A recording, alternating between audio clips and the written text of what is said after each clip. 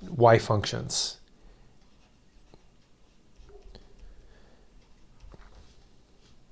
And in particular, the thing that's interesting about functions is if we make like maybe a hub here, and this would be the function, there are many spokes that come off of this hub in Python. And it's actually fairly fascinating once you start thinking about it, all the things that you can actually do with a function in Python. You can build serverless technology, and we'll get into this today. You can build functions that are run in the cloud and have really high concurrency. You also can build command line tools, which we'll also get into today, and you can map a function to a command line tool. You can also build websites, and I think we'll be able to do some of that today as well. And you can also do GPU programming, and we'll cover a little bit of that. And you can also build decorators, and we can get into that as well. Decorator. And what else can you do? You can build things in pandas. So you can build an apply function in pandas. So really, a function is probably the most useful abstraction in Python to solve problems. There's other abstractions that you can use to solve things, but it's the core of solving many different problems. And as I described here, actually let's even do a few more. You can also do plugins, and I can probably show an example of that as well with functions. There's just a ton of things that you can do with a function, and the reason why is that it's the nature of the way a function works. So let's get into that. Like what is the nature of a function, and why would you use it as a programmer? So I'm going to go into that. So I guess the nature of a function.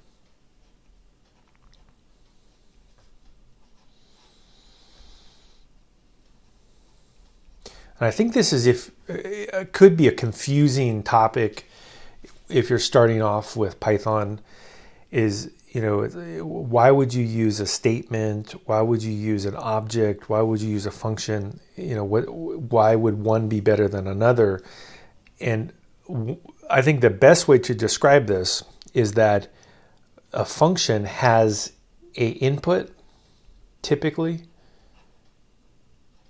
and then that's maybe the center that comes into here, and then this part is the unit of work.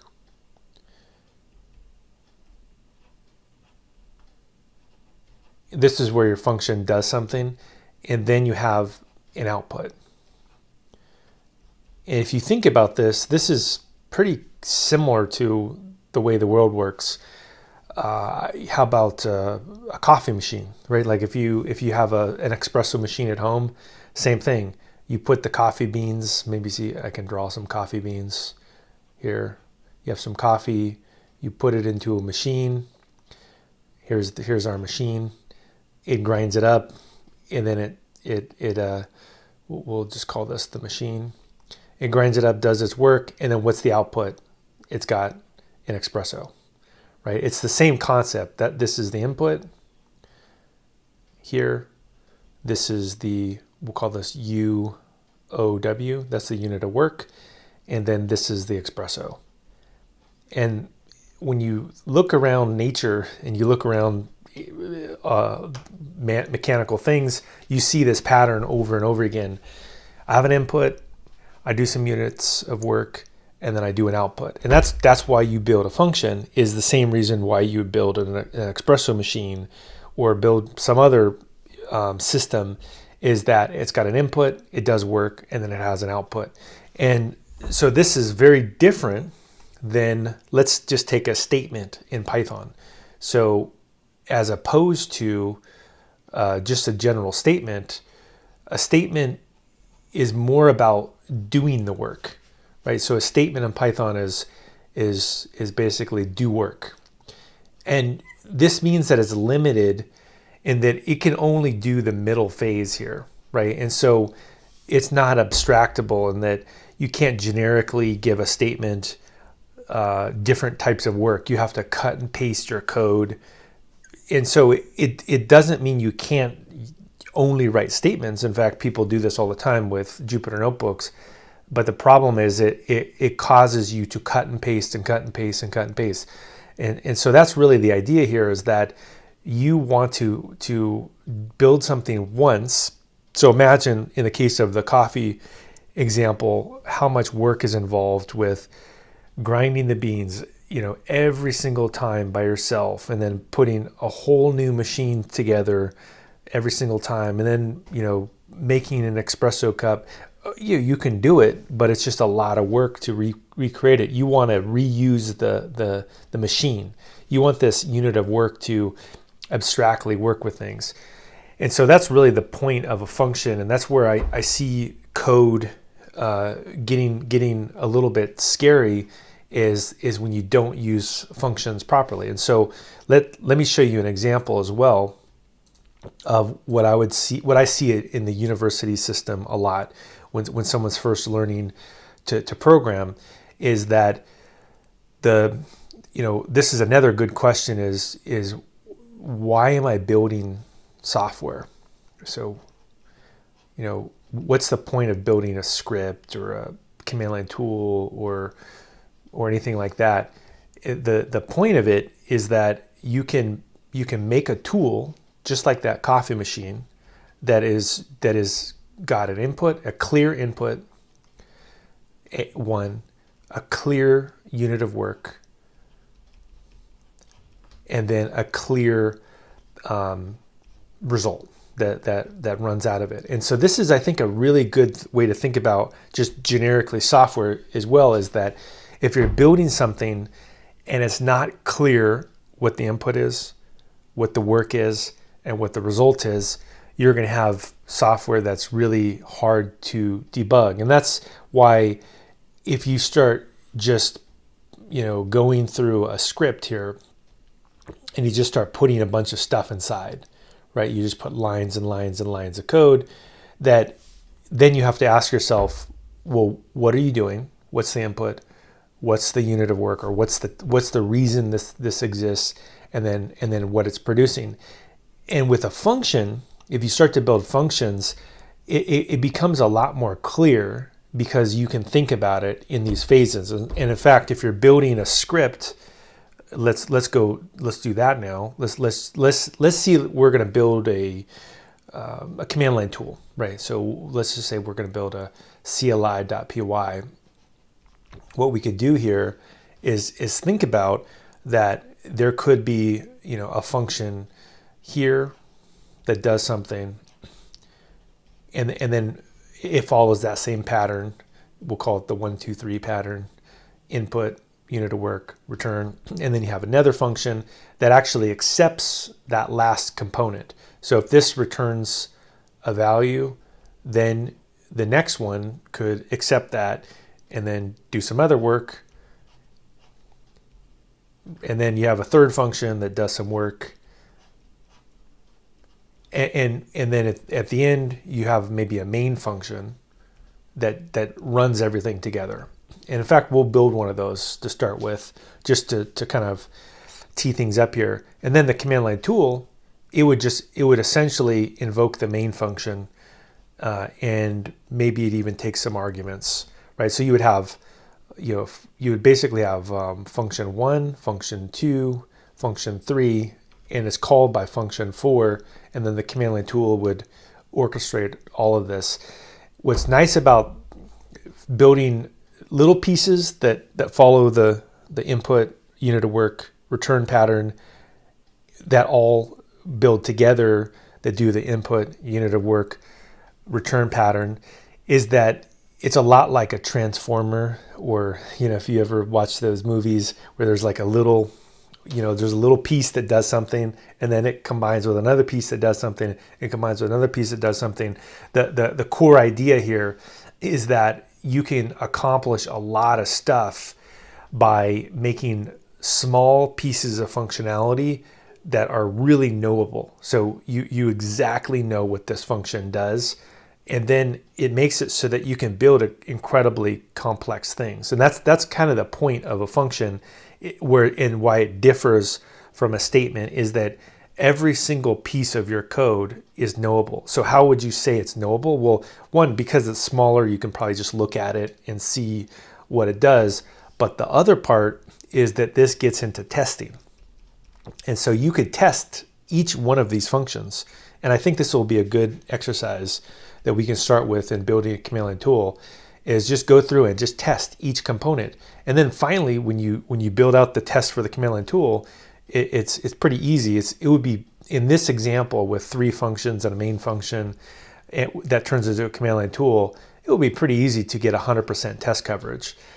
And I think this is probably one of the key ways you can get yourself into trouble if you're starting out with coding, is to confuse the fact that the reason you're building something is to, kind of just start, writing code into a file somewhere, and then you kind of just churning, is that it's actually a little different than that, is that you need to think about these smaller components and making each of the components knowable.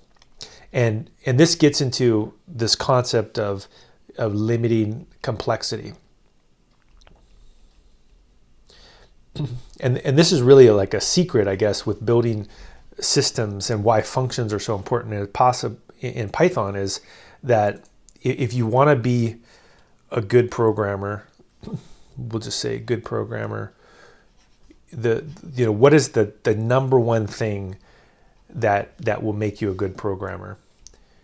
And I think this is an area that's ripe for confusion, is that probably naively many people would say, oh, well, just you can build extremely complex things. And that's actually incorrect. That we'll call this extremely complex software, or mastering algorithms. That's actually incorrect, and I'll say why. This is not a good programmer. In fact, a good programmer builds simple things. And that's where a function comes in as well, is a good programmer knows how to build things in an intentional way that constantly reduces the complexity. And so that's really your goal. It's very different than what you would think in building complex systems. Now, the outcome of building simple things that are constantly, you're looking out for ways to reduce the complexity, is that you can build essentially infinitely complex systems if each of the components is simple and you're constantly looking to reduce complexity. Because if we go back to the other example here where we had these functions, right? We have a test, we know it works. We have a test, we know it works. We have a test, we know it works. And this could be 4 lines of code, right? This could be really simple. Each of these components, we know that it works. So could you chain up 10,000 things together that are like this and build, a satellite orbiting system or something like this? Yes, you could do that. But you don't start off with building a 10,000 line script that's full of statements, because basically you will create something that doesn't work. And that's I think the trap of programming, is that it's really easy to misunderstand when you start building software that the goal is to build a 10,000 line script that makes a satellite orbit the Earth. Eventually, you can build something that makes a satellite orbit the Earth, but to get there, you have to build little pieces, and each of the pieces have an input, a unit of work, and they return things. And I think this is probably one of the most important concepts in Python, and that if you master this, you can build just really incredible things. And then what you'll notice is that this pattern, as I talked about earlier, fits with everything fun that you want to do in Python: command line tools, web apps, GPU programming, serverless architecture, decorators. Is that pattern: input, unit of work, return things. Okay, so that's enough theory here. Let's get into some code. So the first thing that I'll do is start to just build out this particular flow. So I have a repo here that has some similar ideas from earlier that you can take a look at and go here. And so you can see some of the same concepts, but I'm going to build this again from scratch. So let's go build out a function here. I'm sorry, a repo that does a bunch of work with functions. So I'm going to start off with a new repo, and we'll call this infinite complexity with functions. There we go. Got a repo here, and I'm going to say this is a repo for building functions with infinite complexity. Okay, and we'll add a README, add a get ignore for Python, and we'll do this. Here we go, and then we'll create this repo. All right, so let me just share this out so other people can access this. There we go, and submit it. So the next thing I'm going to do here is I'm going to use something called Cloud9, because I'm going to use it later for building serverless technology. And so what I'm going to do is go over to AWS console, make this a little bit bigger, and I'm going to search for Cloud9. And Cloud9 is basically a web-based development environment that you can use to develop software. In fact, you can use it effectively for free if you use the free tier. And we'll call this as well infinite complexity. Here we go. This is for testing infinite complexity.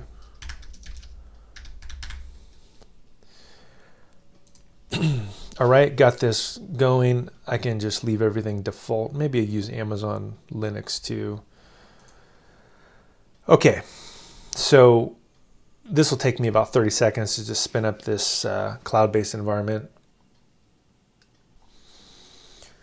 All right, looks like it's about ready here. I know that I'm going to have to connect this via GitHub, so I'm going to go to GitHub real quick and go to my profile, go to settings, and go to SSH and GPG keys so I can check out this repo that I created. So I'll just call this key as well, infinite complexity. And then when it wakes up, there we go. So it's woken up here.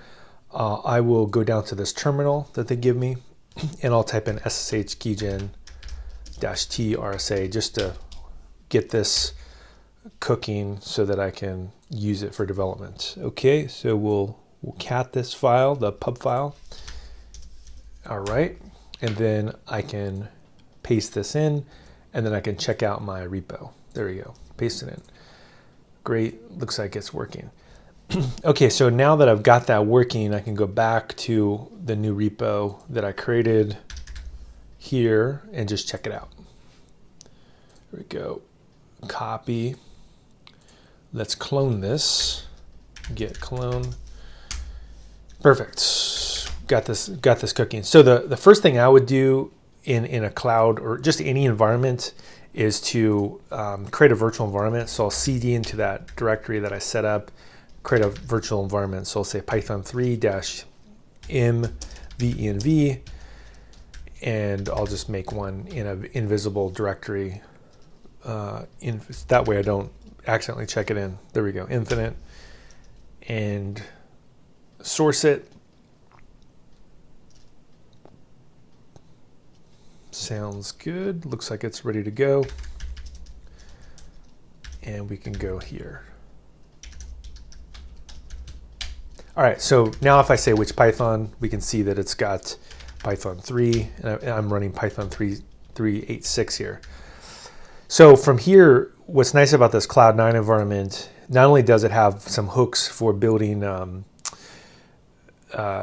command line AWS Lambda functions, which we'll get into later, it also is a pretty good development environment. So I'll just make our hello file here. I'll touch this, and if I double click on this, you can see it's got a full-fledged editor that knows how to do all kinds of stuff. Now, I typically like to build out a make file to make things easier for me. I find that it's actually simpler to use a make file for a lot of stuff so that it can keep track of commands that are irritating to run, like tests, for example, which we're going to do a lot of.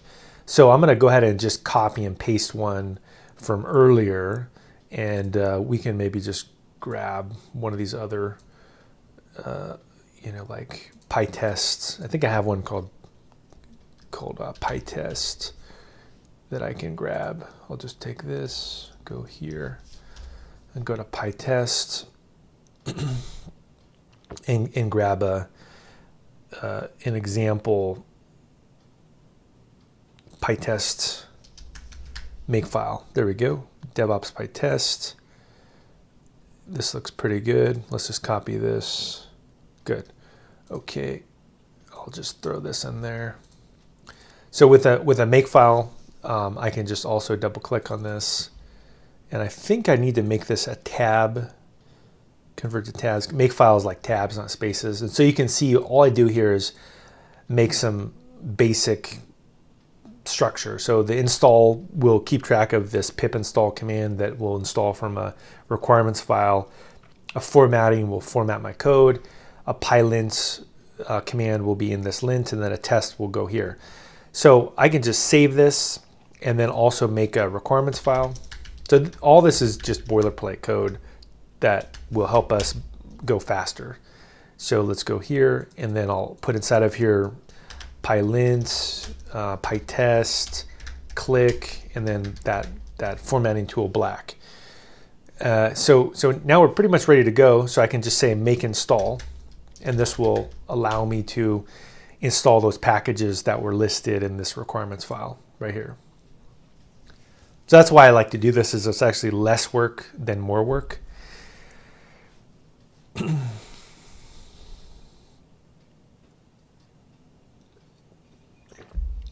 Okay, looks like everything worked. That's great. So the next thing that I'll do is start to build out that structure. If you remember what I had that example where I had these four functions total. Let's do something similar. So I can say here, we'll call this 1, and then maybe this one will accept maybe an x, and it will say return x plus 1, right? So this will basically, there's an input, right? In this case, the input, and I'll put a doc string here. So say the input is a variable. The unit of work is x plus 1, and then the result is the return value. Result is the return statement, right? So we've got all three components of this function. So then if I want to build a second function, I could say 2, and what this could do is it could take, we'll just call this xx, and then this one could do a similar thing. Say like this would be same thing. We'll just call this input, unit of work, and result, right? And so from here I could say return xx plus 2, and then I could build another one, and I could say def3, and we'll say xxx, and we'll do the same. We even just copy this here. So what's neat about this is that each of these follows that pattern. And then if I wanted to use all of them together, I would just combine them together with a main function. And so I could say def main like this. And maybe what I would do is have it, even the main accepts some value, and we could just say like input or my input is equal to 1. So we'll start with 1. And then we would just call all three of these functions. So we could say, x is equal to 1, and we can put my input. We could just pass that into it. And then xx is equal to 2, and we'll say the result will be x. And then we could say xxx is equal to 3, and then that would be xx, like that. So basically, we've got something that is kind of a chain of operations. All it does is take something, adds 1. Then we have a second function that takes anything, adds 2, and 3 that takes something and adds 3 to it. And so we could actually at the very end here even print this out, and we could say, well, we could actually print out each one. We could just say print x, and then we could print xx, and then we can print xxx. Just like that. There we go. Perfect. And then to call it, so what's nice about this is that it's lazy in the fact that it doesn't do anything until I call it from a script. And to call it from a script, what you could do is you could say if under name equals main, and this tells it to invoke from a script right here. And then I would just say main, just like that, right? And so this would invoke our script here. So to run it as a script, so I guess this would be like you could in theory call it a command line tool, because it runs from it doesn't have an input, so it's a very crude command line tool. But let's go ahead and run this. We'll say Python hello. There we go. We got 2, right? Because the first one is a 2, and then the second one it adds 2 plus 2, and then the third one is 4 plus 3. So now that I've got this working, I could again just chain this into tens of thousands of functions that do things. But what I'm going to do to make this more knowable, instead of building a bunch of statements that could cause giant problems where I'm cutting and pasting code and I'm kind of basically chasing my tail, what I'm going to do is start to build out tests so that I know things work. So there's a couple different flavors of testing that I would recommend. The first one, which is a no-brainer, and I would say it's gross negligence not to do this, is lint your code, right? So let's go to a makefile here and notice how this lint command, I'll tell you what it does, is it says ignore the annoying warnings like the recommended and the configuration warnings, but show us warnings and errors. So basically make sure that you're not doing something bad in your code, and then show me what's happening. So I'm going to go ahead and run that. I'm going to say make lint and see, okay, it works, right? So what this tells me is that I'm not making massive problems. Now, if you want to see a good example of making a massive problem, if I did this, if I said var equals, right? That's bad code. It doesn't work.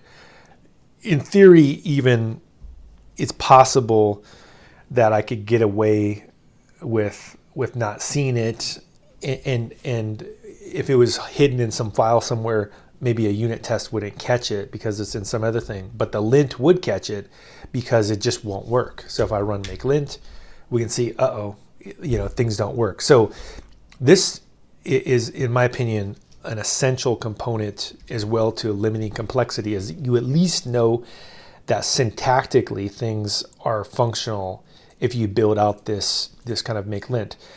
And then I guess in terms of letting people read your code, this is another one that I think is a great way to make yourself look professional sooner than later is to have some kind of automatic formatting. So if I say make format, this will take any Python file and it'll just clean it up so that it looks a little bit better. And I think this is also a recommended approach to use, is why not use an automatic formatter that makes your code look a little bit better. So we've got kind of the superficial, but still fairly helpful tools. But now let's actually know our code here and actually get into building tests that prove this out. So the next thing that I'm going to do is I'm also going to add a PyTest cov, which is a coverage tool. It's called PyTest-cov, and I'll do make install. And let's actually just start building out tests for this and actually show how easy it is to build out close to 100%, if not 100% test coverage. To do that, I'll make a test file. And I think a good pattern to follow when you're building out a test file is to build the file that you're testing, put a test in front of it, and put an underscore, and then the name of the file. So I have a module called hello, so let's build one called test hello, like that. Fortunately, with Python and PyTest, it's trivial to test. And so I can just open up this test file and say from hello, import, and then I can import whatever things I want to import.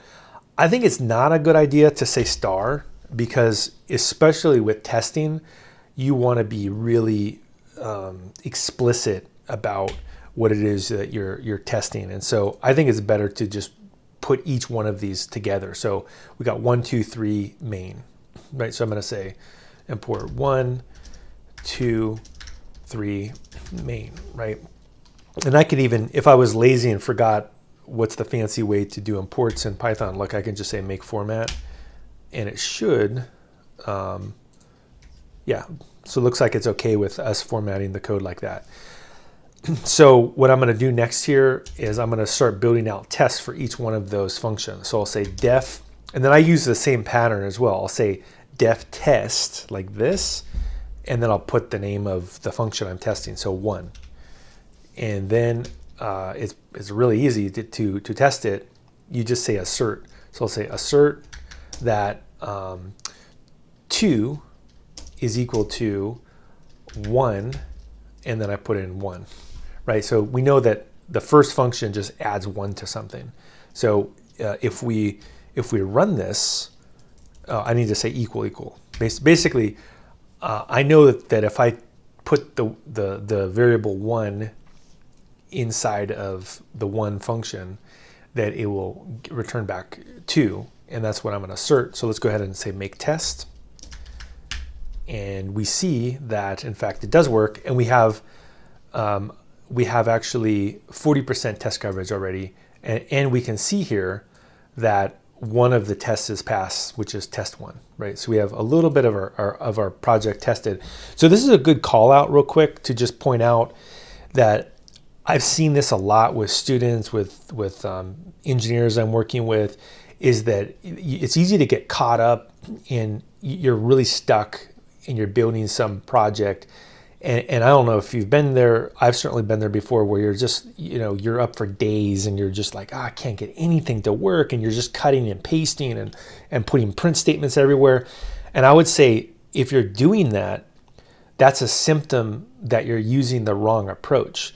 And the right approach to debug your code is to write tests to debug your code, because every time you're adding a print statement or you're cutting and pasting and putting variables somewhere, what you're doing is you're actually writing a very poor and unreproducible unit test. So instead of doing all that stuff where you're making yourself, crazy because you're just kind of chasing your tail, instead, piece by piece, make each parts of the code knowable. So that's what we're doing.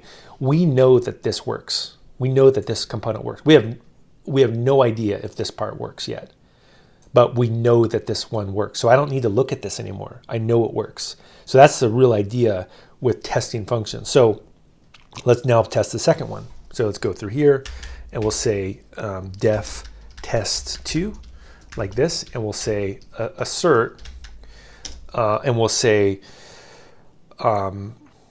3 is equal to, and we'll take the second function and we'll say, we'll pass in 1. So if I pass in 1, it should return back a 3, right? Because we know it does 2. Let's make a test here. Oh, we got even more test coverage. So we got two tests that are passed. And then now I know that about half of my code works. So now let's get more of it working. Let's do test 3 here. And then we'll do assert that 4 is equal to the 3 and 1. So that should work. Let's go ahead and do this, make test. We got 53% of our code working. Now let's actually test that main function as well. So we know that the main, if I say def main here, or def test main, that this one, we should assert that, what is it, 7, I think? We say assert 7 is equal to the main, and we'll pass in 1 to start with. And does it work? Almost. I think I calculated wrong. It looks like the main returns nothing. So what I need to do here is say, oh yeah, it doesn't. I don't have a return statement.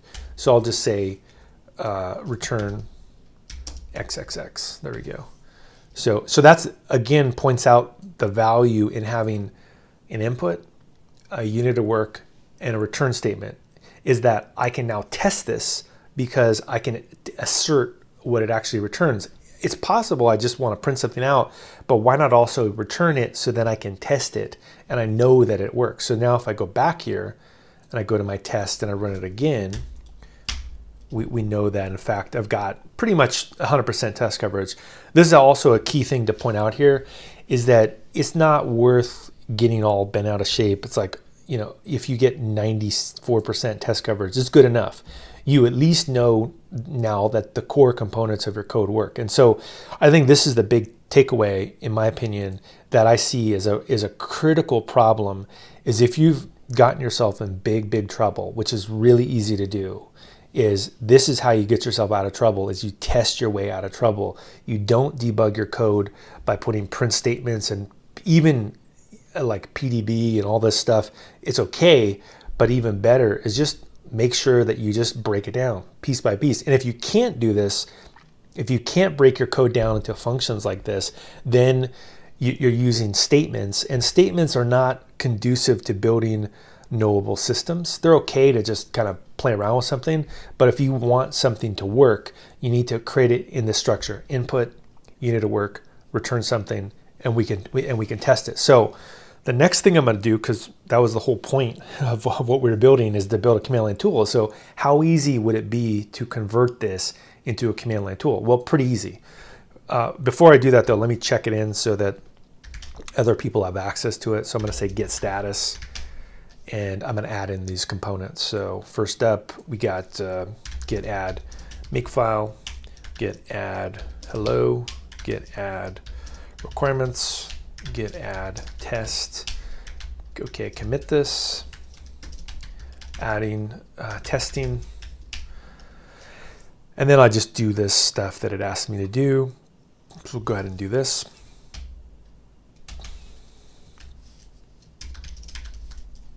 All right, and then we'll go ahead and do this.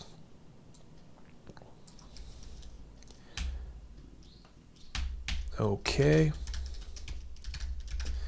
And then I'll amend this and then push it. All right.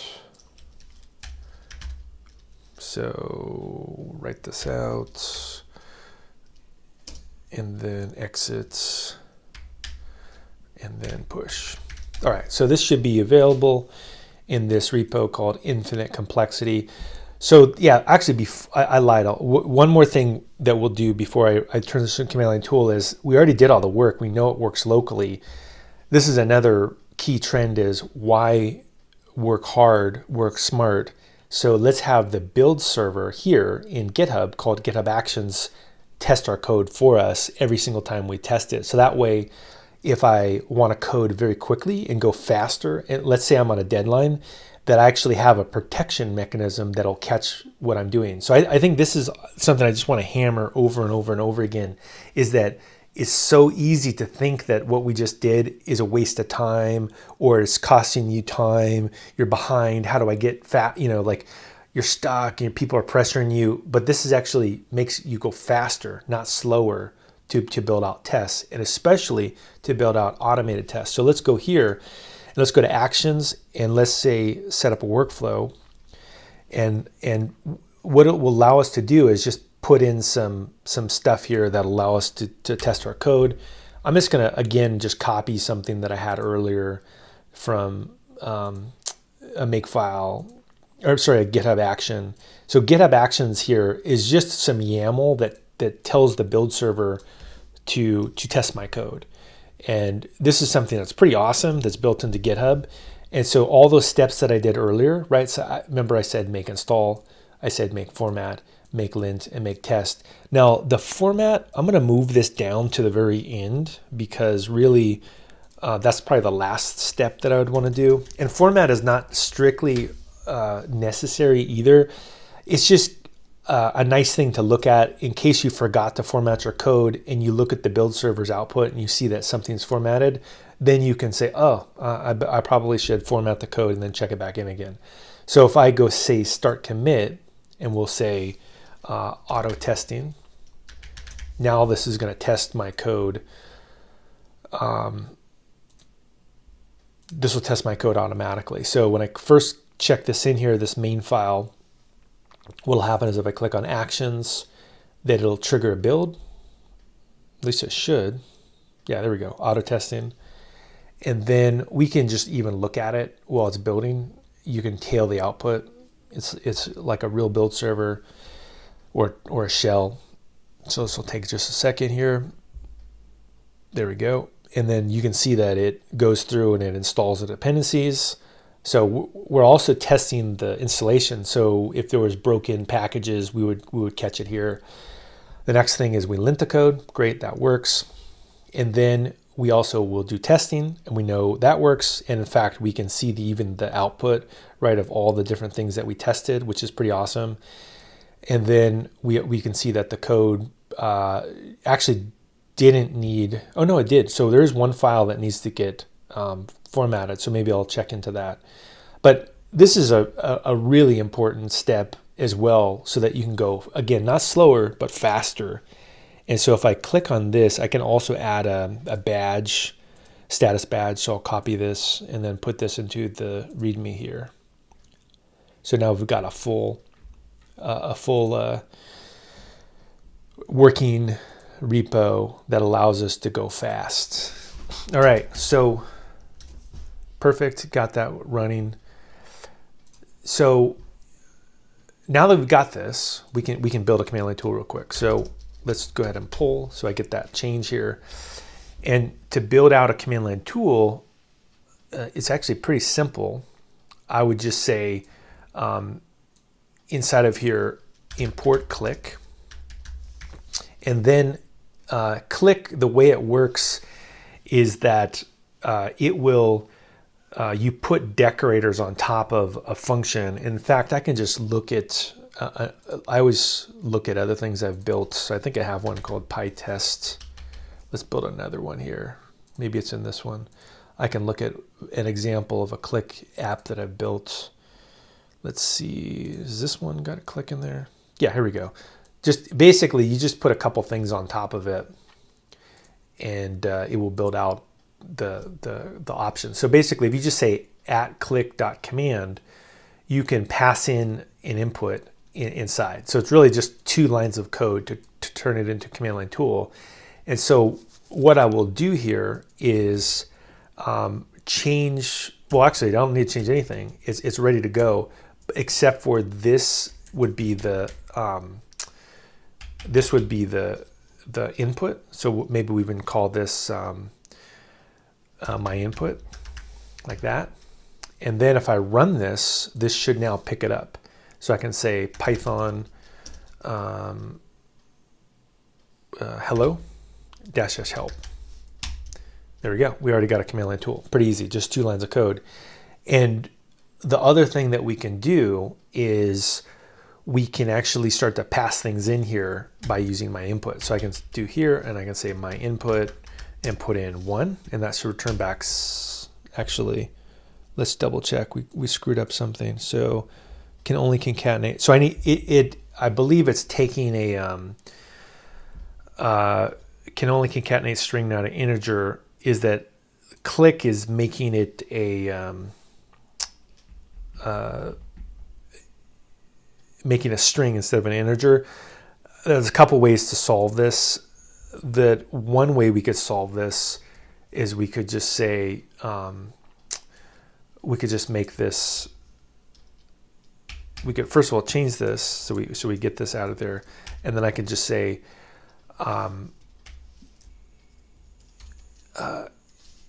here we'll just say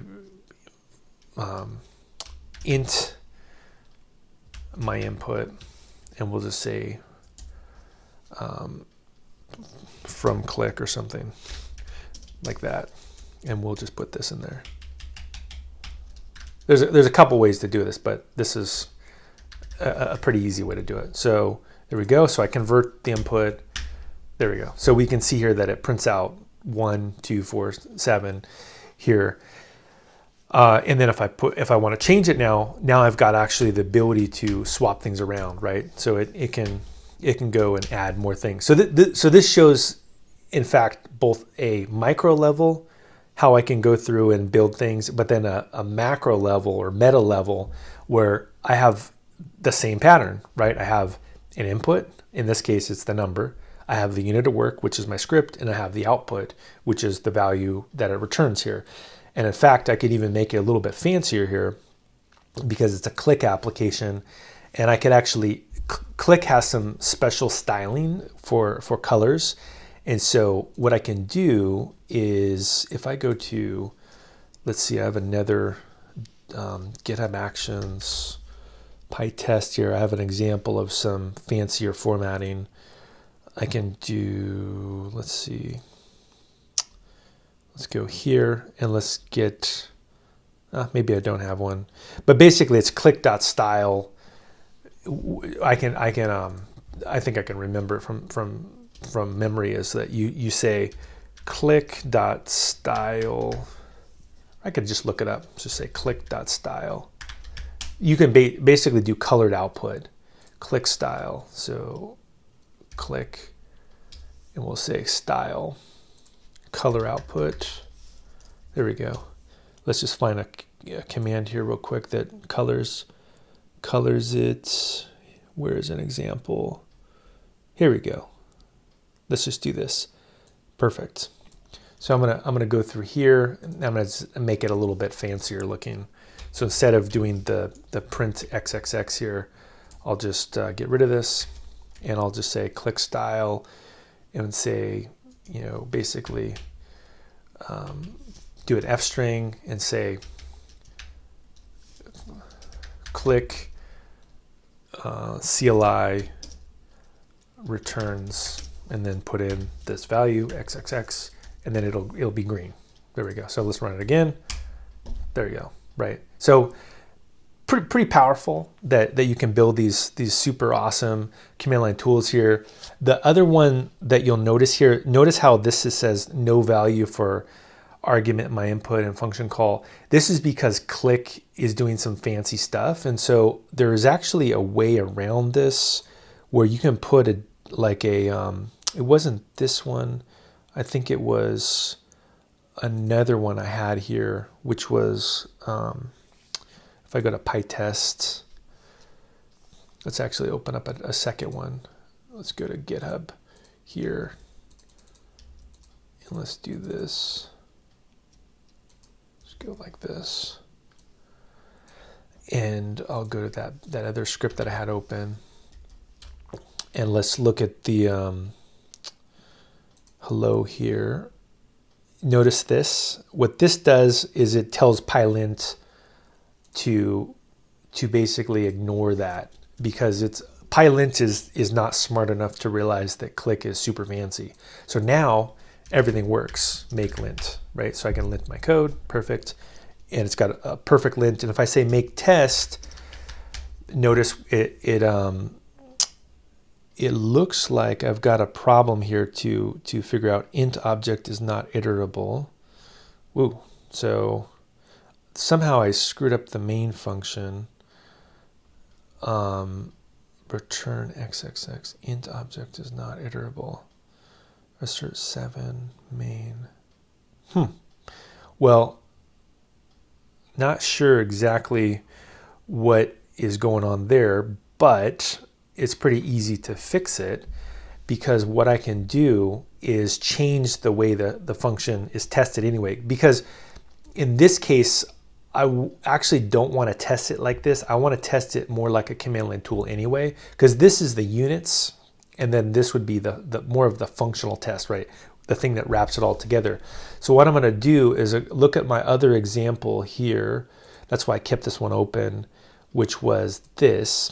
And notice that I can, let's see here. I've got a click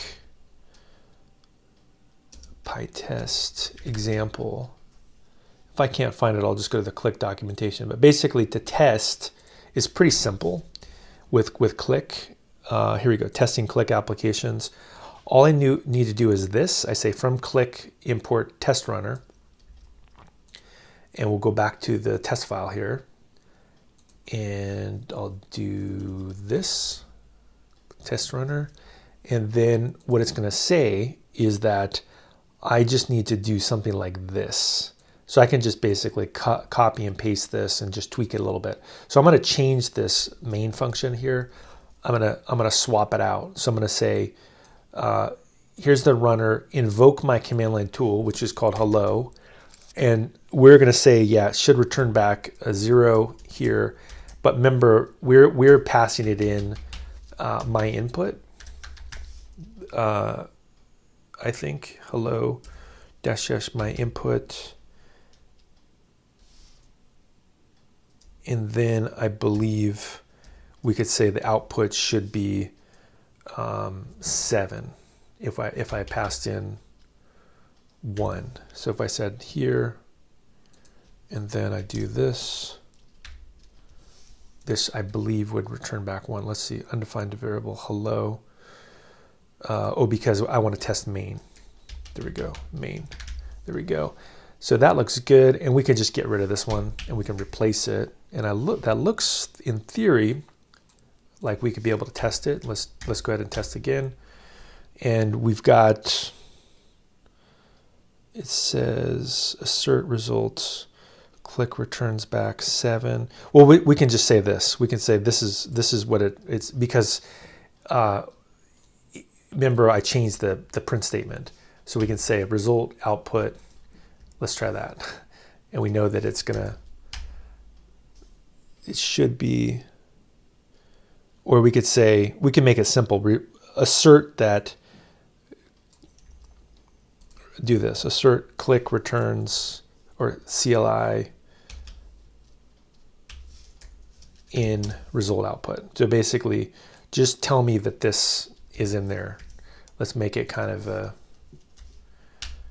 there we go. So we can clean it up and make it fancier. But basically, not only now do I have the units tested, but I also have a core functionality tested as well, where I can assert that the command line tool works. So to finish this off, I can say get status, get add the rest of this, and then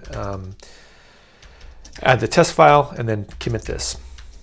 So hopefully what this showed is that it's easier to test your code than not to test your code, and it's easier to have automatic build processes than to not have it. So adding final CLI tests. Okay. And that is, let's go ahead and our final check before we go for a break is let's just double check that the build server is able to build this and see if our hard work is now paying off. So that again is, I think, the point of the automated testing is that I built a whole bunch of new code, and does it work? And so does some other person other than me, can they run my code? And it looks like they can. looks like everything works. There we go. Right. Okay. So yeah, this command line tool expects an input. So we built this out, but what else can we do in the same environment? And can we even reuse some of this work?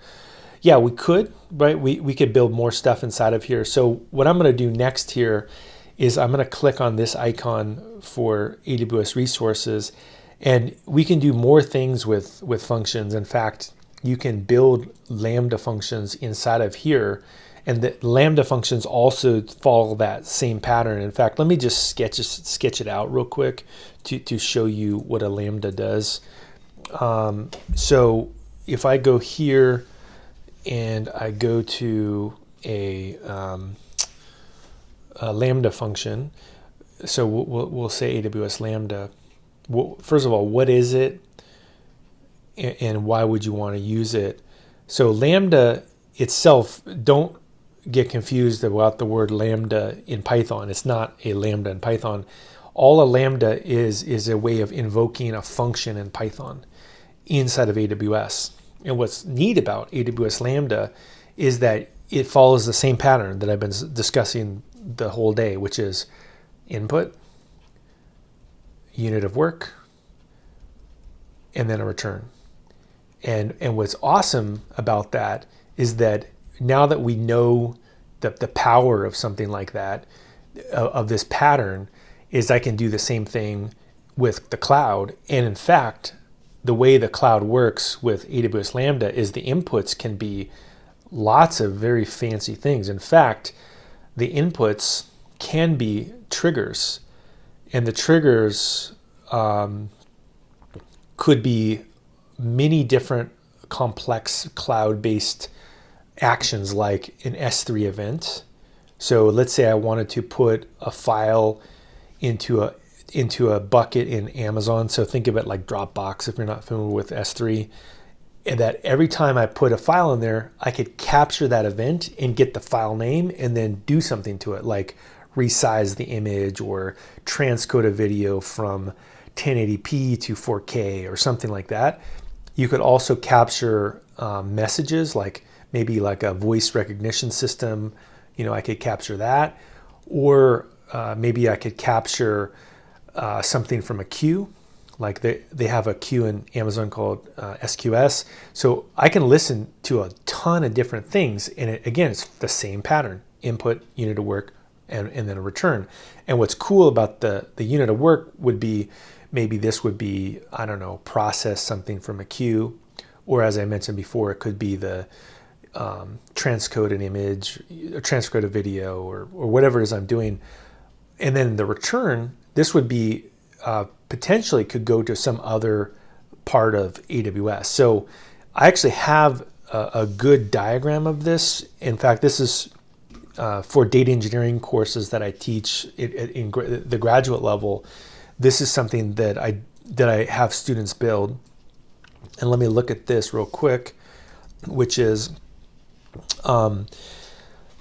that if you look at this particular example repo, this is a great example of that pattern. And we have, what's the input? Well, in this case, the input would be DynamoDB, right? Is that I have a function that will read data from a database.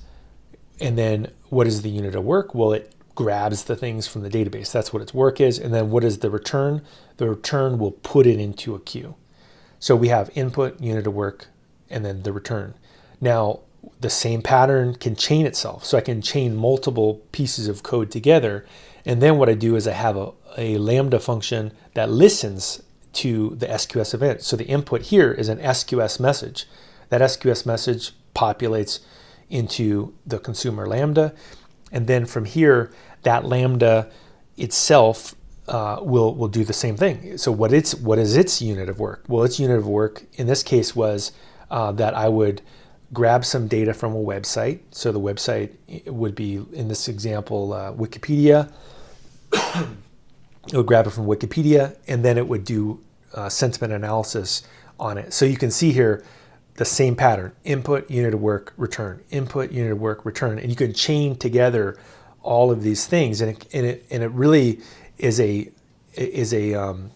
a complex series of actions made simple by each piece being relatively straightforward to build, just like the original command line tool. So take a look at this. What's the output? What's the return? Is I take the result of my sentiment analysis and I write it to S3. So if we go back to this sketch here, we could actually build this out. And in fact, what would be a cloud-based example of this? The cloud-based example would be that I have an input here. I have a unit of work, and then I have a return. And inside of here, the input could be the SQS message. That's that one example where I have a name of a company. In this case, it would be Google or something like that. And then what's the unit of work? The unit of work would be, it could be many things, but it could just be one thing or it could be many things. But let's just say one of them is read the web page from Wikipedia. So read Wikipedia page, read wiki. And then the second thing it does is it does sentiment analysis. Sentiment. Okay, now what's the return? The return is the S3, write to S3. So once you understand this pattern, it's actually amazing what you can build. And this would be the chain. This would be the second one of these functions. So we have the first one right here is the dynamo. The second one would be that function that we just described here, which is the web page and then the sentiment. But it doesn't have to stop at number 2. I could keep chaining, right? I could have another thing that goes through here and it talks to S3 and it grabs something else and then does something. So I think that's the real takeaway here, is that once you understand the chain reaction concept, the complexity that you can build things is pretty staggering, because you're not actually building complex things, you're building simple things that chain together. So let's go to Lambda and let's basically kick the tires a little bit here. So you can build a Lambda here, but I think for simplicity first, I'm going to take some of these same concepts and I'm going to build them out into Lambda. So I'm going to go to the console here in Lambda, and I'm going to say console, and I'm going to type in Lambda,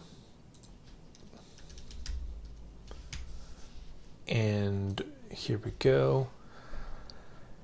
And we'll go ahead and create a function. So you can think of it identical to this. That's all it is. And I think this is one of the things that's confusing at first about Lambda. Is like, wait, isn't it harder than more complex? No, it's this. It's a function that takes something, does some work, and returns it. So let's go back to the function here at Lambda and create a new one. And we can, if you want to look at very complex ones, you can go through and look at all these, but I'm going to make a very simple one, and we'll call this infinite complexity. Infinite complexity. And then I can choose my runtime here, and I'll choose Python 3.8. And then here's the piece that also can trip a lot of people up when you're using the AWS Lambda ecosystem, is that in the unit of work phase, or even in the input phase or the return phase, if we go back here, just be aware that if you need to talk to any AWS resource, in the case of if I want to read from SQS, well, you need to have the correct role, and it's called an IAM role, set up so that you can communicate. That would cause a problem. If you're doing work where you need to call a API, you also need to use the correct role if you're writing to S3. So what I would probably recommend when you're prototyping something is to use an admin role. So to go to, and I'll just show you this real quick, is inside of AWS, if you go to IAM, I would recommend when you're prototyping with Lambda, you go to roles, create a new role, and select this Lambda, allow Lambda to call services on your behalf, is that I would make sure that you use the admin role like this. So that means you can call any API in AWS. And then you go next, review, and I would just say, we'll call this prototype lambda, proto lambda or something like that. And this is nice because then you don't have to worry about, did I do the right thing? Or, what permission level. Later, once you've got your prototype finished, it's a good idea to limit the scope and specifically give a role that only does the things that you want that Lambda to do. But in prototyping, why make it more complex for yourself? So that's just something to be aware of. That's a common mistake that I see people make. So let's go through here and say create function, and let's build this out.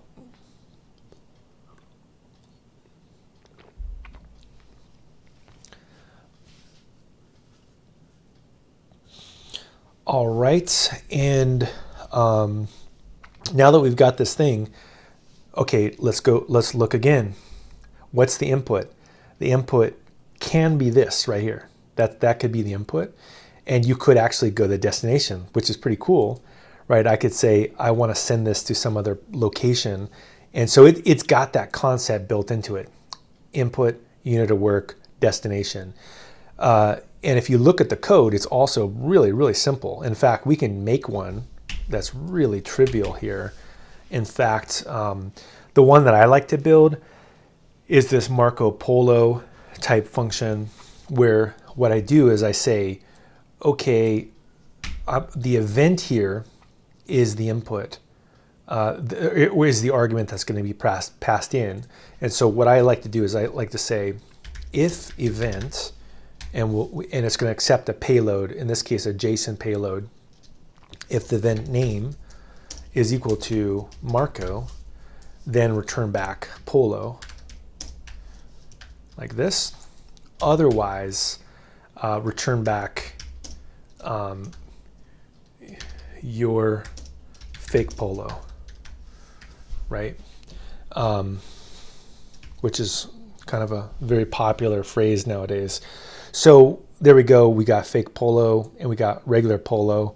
So to deploy it, I just click on deploy here, and that means it's now ready to go. And then what I can do is I can actually go to select a test event and say configure test event.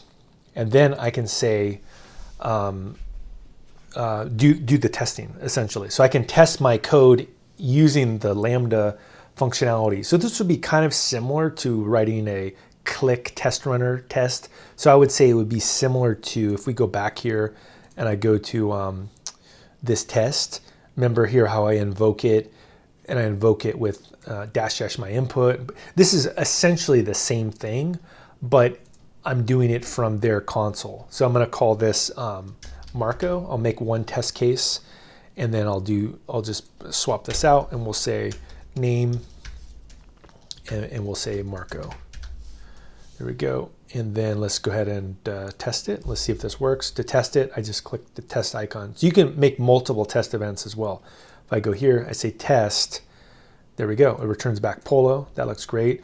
Now let's test the second case here. Let's make a new one. And then we'll call this one fake. And so we'll put in here fake man. There we go. And let's put this in. And what happens is that we see that you're fake Polo. Uh-oh, someone's calling me fake. I'm fake Polo. So I've got both test cases here. I've got the Polo and I've got the fake Polo set up. And what's great about this is that it again follows that same pattern. And if I wanted to do more complex stuff here, the thing to be aware of with Lambda is that this is really a subtle component, in that the event will be whatever event it is that you're processing based on a trigger. In this case, the trigger, essentially I'm just calling the function itself, so there's no trigger. But if I wanted to add a trigger here, I could test it out by going back here and looking through the events. So let's take a look at this. Say create a new test event. Look at this event template. this is a very subtle piece of Lambda that's easy to miss, is if I go through here, look at all the different test events that I can test. I can test events coming from this Lex system, which is a bot. And look, you can see the whole, it gives you what a test event would look like right here. I could also go through here and look at a mobile backend or a hello world, or I could look at voice control systems. I could look at DynamoDB update, SageMaker, SQS, S3 put, right? Putting a file in S3. And in each case, let's just look at this one real quick. This is how you would test out your function, is you would be able to process a payload like this. And then, for example, you'd probably want to do something like this. You'd want to grab this key, which would be the name of the file that was put there, and then do something with that key, right? So in each event, you yourself as the author have to go through there and process it. But what's powerful about this is that how flexible this is in building, a complex solution in the cloud. Now, if I also wanted to hook this up to a web application, the way to do that would be to add a trigger that's a API gateway. So if I go through here, what this does is it makes the API to your Lambda function to create a web endpoint. So I also could just map this into a website, and to create a new API or an existing one, you could go through here and then create a new API. So that's probably what I could build next here. That would be kind of fun, is that I'm going to go back to my other environment. And there's actually a way of making these two environments communicate with each other. And this is a great way to develop code. So it really depends on what it is you're building, but the AWS Cloud9 environment can build out these web services. And that's one way to use this tool. So I'm going to close all this stuff and just build out a web service real quick. So I will go through here and I'll click on this icon, right? And I'll say, create a new Lambda. So I'm going to highlight this icon, create new Lambda function. And then it'll give me this serverless application template here. So we'll say function name. So we'll call this, new Lambda, or I'll call this web app or something like that, or web app 10.27. How about that? And then it'll say runtimes. Now, what's interesting is it's asking for Python 3.6, and I don't know if it'll blow up because I think this one is running Python 3.8. So this could be a problem. And then for function trigger, I'll say API gateway. If it is, it's not a big deal. I'll say my API is just that. And for security, I want none. And if I say next, let's see here, does this work? I'm going to be surprised if it works. Yeah, it's because look, it couldn't create this environment because it doesn't have Python 3.6. So that's one of the downsides of Cloud9, is that there's two versions. There's Amazon Linux 1 and there's Amazon Linux 2. And this particular one is running 3.8. So the way to fix that would be, if I go back to Amazon here, I'll open up a new environment and just spin up one that supports the older version. Not sure why they haven't updated the Cloud9 environment yet. I guess they're busy. But I'm going to go back here and just make a new one. I'll just make one called web app 10.27, and then make a new one. In this case, I'll need to make sure that when I go and I select Amazon Linux, use the default Linux, Amazon Linux. Don't use Amazon Linux 2, because this is Python 3.8 and this one is Python 3.6, which for some reason is the one it supports. There we go. So let's go ahead and create this.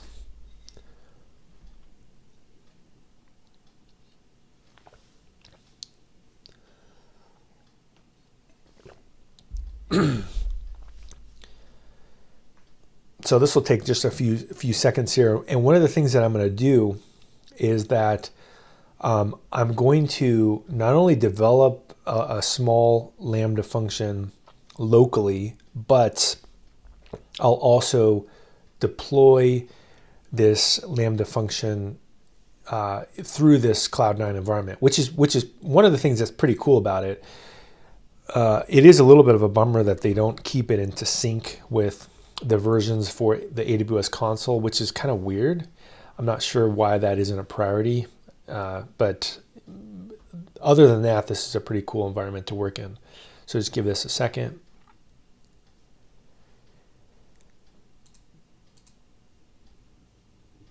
Okay, so this thing's woken up here, and so I will go here and we can verify the right version of Python, because I can say Python 3.6.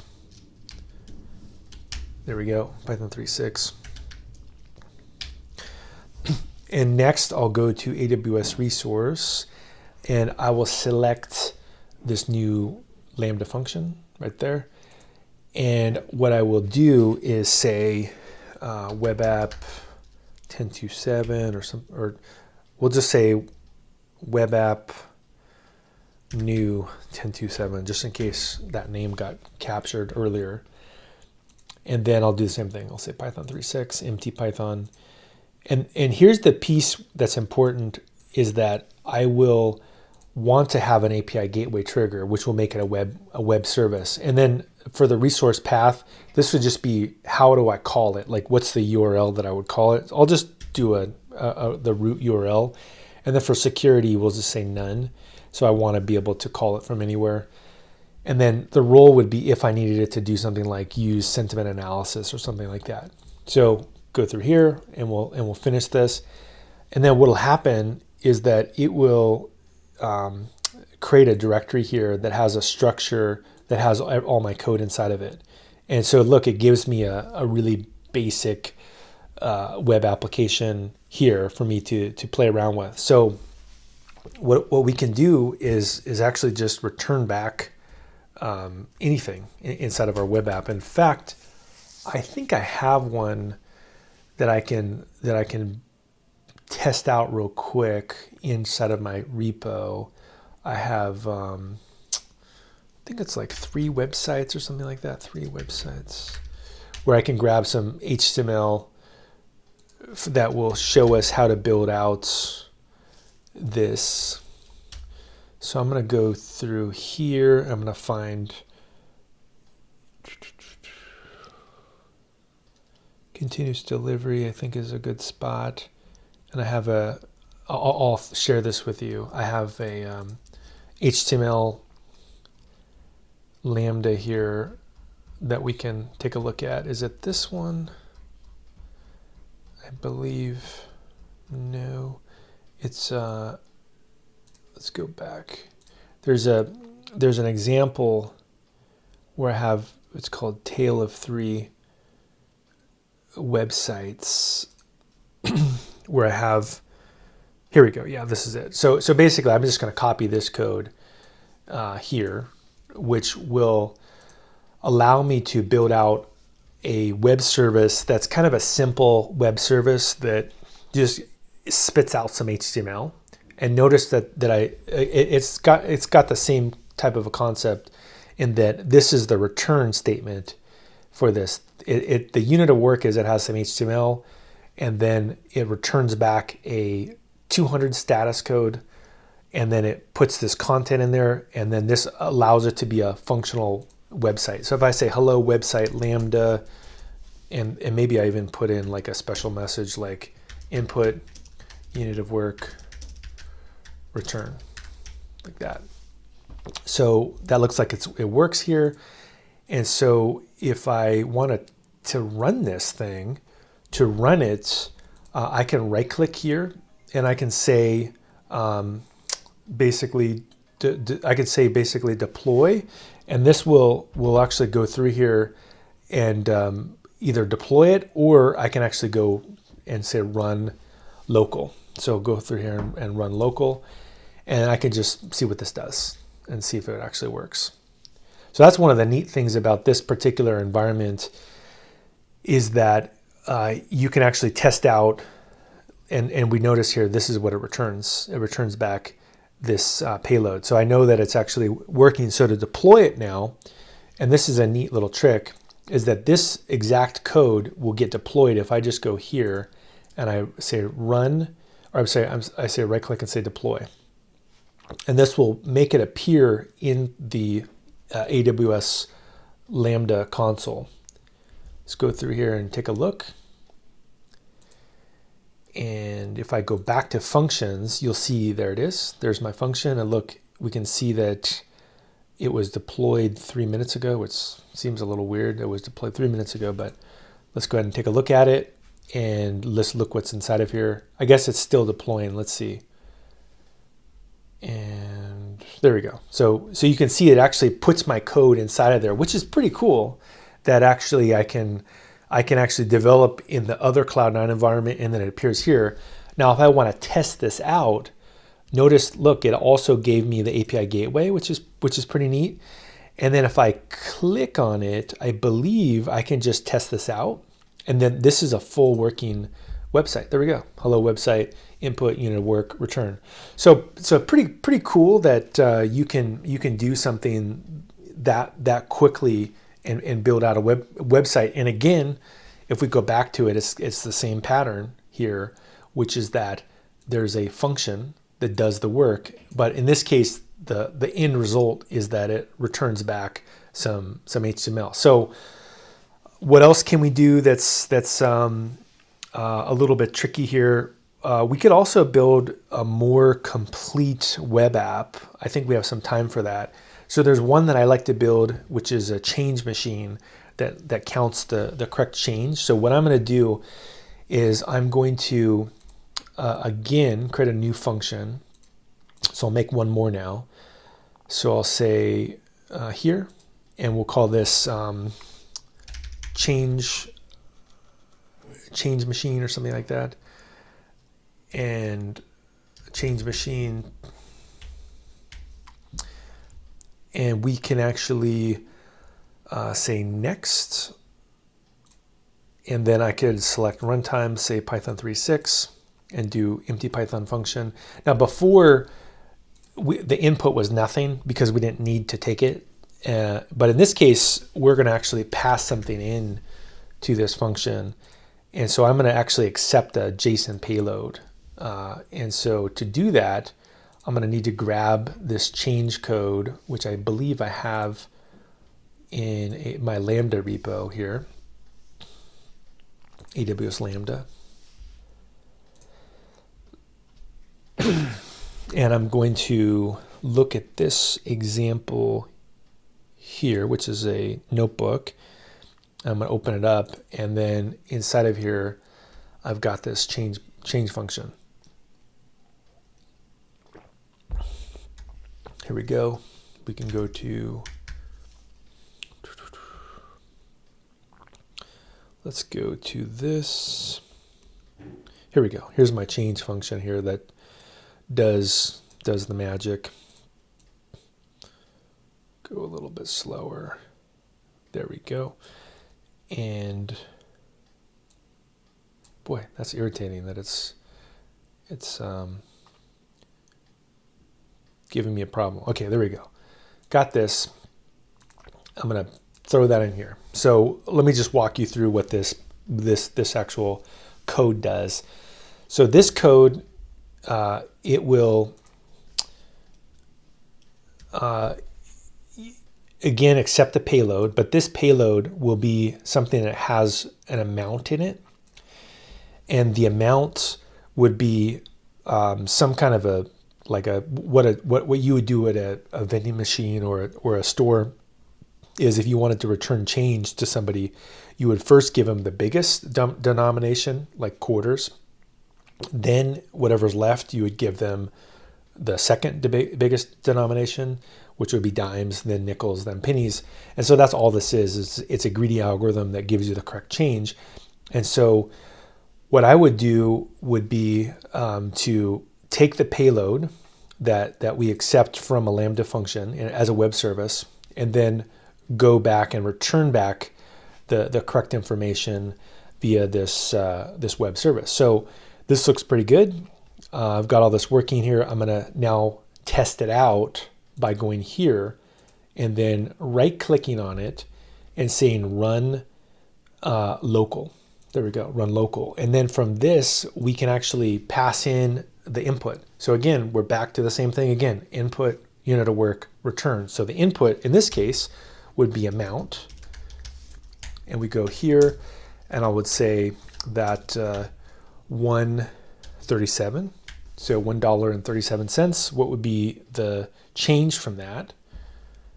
Would be that it gives us back 5 quarters, 1 dime, and 2 pennies. So pretty cool. We've actually got this thing working. If I want to try a different value, let's do $2.57 or something like that. Let's go ahead and try that out. And we've got 10 quarters, 1 nickel, 2 pennies. Cool. So we've got a working service. So let's go ahead and now deploy this thing. So I'm going to right click on this and I'm going to say deploy. And then this is as well will get deployed to our cloud environment, and I can actually test it out. So let's go back here and we can see that this thing is available. Pretty cool. And we can look at this again. It's got an API gateway set up, so I've got a full functioning web service that would accept JSON payloads, which is pretty cool. And in fact, I can also, let's just refresh this. I can also see the code is here. And so what I can do is I can actually test this thing out inside of here as well. So let's do the same thing we did before. So let's create a test event, and we just have to change the payload to be the same style, right? So I'll just say, change or something like that. And then we just need to do the same thing. We'll just go through here and we'll say amount and then do $1.37. Does this work? And we can say test, and there we go. We know that it works. So pretty awesome. And then as I mentioned before, if I wanted to construct a JSON payload that talked to this, I could actually go through here and actually pass in JSON payloads into that URL and actually get it working as well. So it's all available via this particular URL. So I would have to do a post request to this and then pass into the post request that JSON payload. So if I use Postman, for example, or curl or whatever, I could go ahead and test this out. Now, the other thing that's pretty cool that is a subtle feature of the Cloud9 environment is this particular capability. So now that I've deployed it into production, I can actually debug it working into production. So let's just look at the code real quick to just verify. Does it print anything? It doesn't print anything. So what I'm going to do is I'm going to add a print statement here, and I'm going to say that I want to, that's kind of irritating, is the formatting is a little bit wacky, but I'll just say, this is the correct change. And then I'll put in the result, which is this. And then what I also can do is, and then I could say, this is input. And then I could put in what was passed in so that I can look at this in log files. And so the input was amount. This is what I care about right there. So I can actually add a log statement. So the way that Lambda works, and this is always a good idea, is to add a print statement so it'll show up in the logs remotely. And so I'm going to go ahead and just first of all test this change that I made to the change machine, no pun intended. And if I right click on it and I say run local, we can test it again. Hopefully the print just works. And let's just see if the print, there we go. So this is the amount to change, right? So that looks like it works. And then you can see that it said, this is the input. Perfect. Okay, cool. So I've got that working. So let's go ahead and deploy it. Let's go through here and deploy the new change. So this is also pretty awesome, is that I can have a feedback loop that goes back and forth, back and forth, back and forth. And from here, if I go to this change machine, the way to see when it made the changes would be to look at this. Okay, it was changed 1 second ago. Great. I can look at it again, and we should see the print statement. There we go. Here's my print statement. Now, the reason I did this is that I want to look at the log file. So we know that this works here. That's great. So I want to look at the log files. So to do that, I would go to monitoring and look at the logs. And what this will show us is that now I'm capturing the inputs to my function in production, and I can debug it. There we go. Amount, this is the correct change, right? So we could actually now remotely invoke this and test it. So really, really important when you're building Lambda functions to put logging statements inside so that I know what's happening. So what I'm going to show you is a cool trick you can do with Lambda. If we go back to my Cloud9 environment, now that I've deployed this change, if I right click on it, I can say run, and I can say run remote. And what's neat about this is that I can actually invoke it as a function, or I can invoke it as a web service, and it will run it inside of AWS, and I can verify it's ran because I can look at the log file. So I'm going to say run remote like this. And in fact, to show that it's different, let's just make this like 157. And let's again say invoke this in production. So there we go. And now if I go back to my log files, it might take a second for them to show up, but we want to find the one that says 100. There we go. There we go, 100. And it says this is a correct change, and I can see that it found the correct value. So very, very powerful feature to be able to invoke a Lambda function in production and verify that it actually works correctly. And notice as well that I could also invoke it as a web service as well. So this would be a great way to test a web service. So let's go here. Let's say API Gateway Remote. And how would I do this? I would say change it to a post. And not sure. This is irritating. This their console is a little bit jacked up, but basically there we go. You have to refresh it sometimes. I just put in a payload. So I just say amount like this, and then I do, I don't know, $14.44. Run it, and then this should, there we go, 57 quarters. It returned back. So this is running remotely into the cloud. And again, if I would go back here and I refresh this, we should see the 14 show up here. And there we go. Here's my, I think this was the one. Yeah, $14.44. There we go. So pretty awesome capability here. So let's basically wrap it all up and get to questions. So in a nutshell, I know I've said it a billion times, but it's really important, is all programming in Python that's interesting, in my opinion, and we're just punting a little bit on object-oriented programming, is input, unit of work, and return, and there's no reason not to test your code. It's actually very simple to test your code, and it's less work, and if you can follow this pattern, you can be an incredible programmer.